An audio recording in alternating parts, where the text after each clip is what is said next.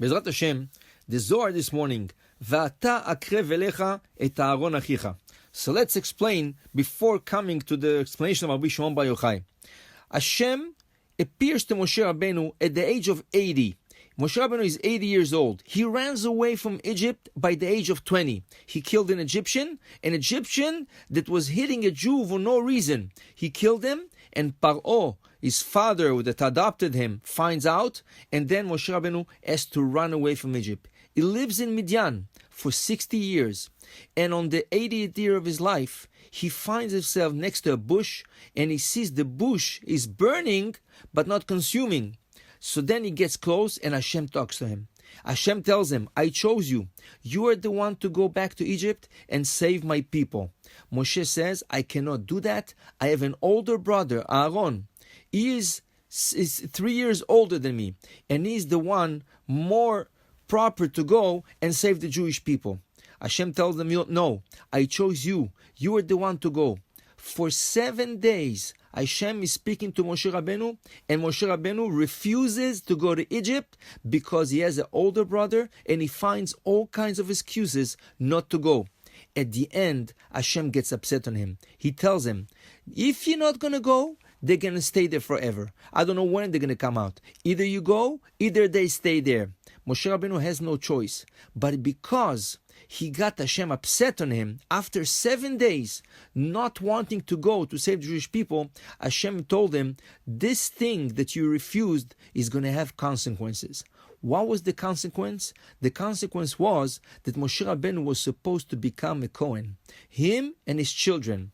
Because he refused, and he said that Aaron HaKohen is greater than him, Aaron HaKohen, which was a Levi, the same thing as Moshe Rabbeinu, their brothers, became a Kohen. His brother became Kohen, and Moshe Rabbeinu stayed a Levi. Now, when they're building the Mishkan, Hashem is calling, Moshe Rabbeinu is telling him, Va'ata akrev elecha et Aaron achicha. You remember that you didn't want to go to Mitzrayim to save the Jews? When I told you for 7 days you refused? Ve'ata, and you now get Aaron close to you. He's the one going to serve.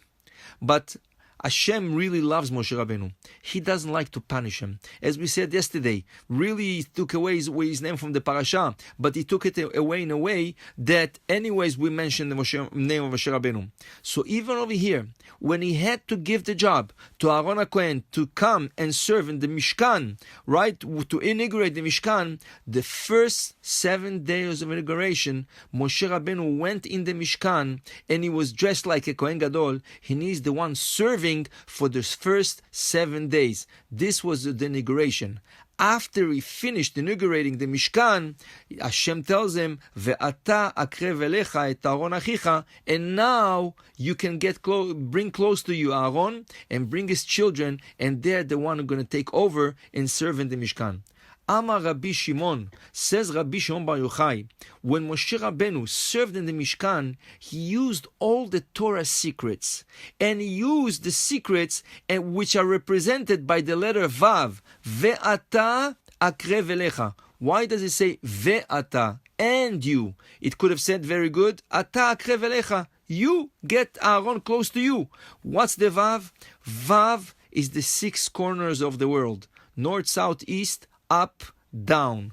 When Moshe Rabbeinu served as a Kohen, right, he used all the secrets from all 4 corners of the world and from the top to the bottom. And he used everything and he put all those secrets in the Mishkan.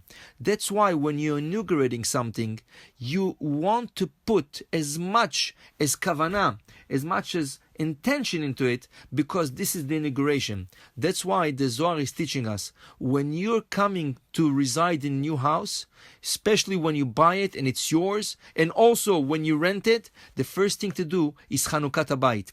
Also says the Arizal, the first thing to do is to paint the walls of the house. You're inaugurating a new house. You don't want to have everything, all the antecedents that happen in this house. You want to have a fresh start. And the fresh start starts by painting the walls and like writing a new page. You're starting a new page. You're coming into this house.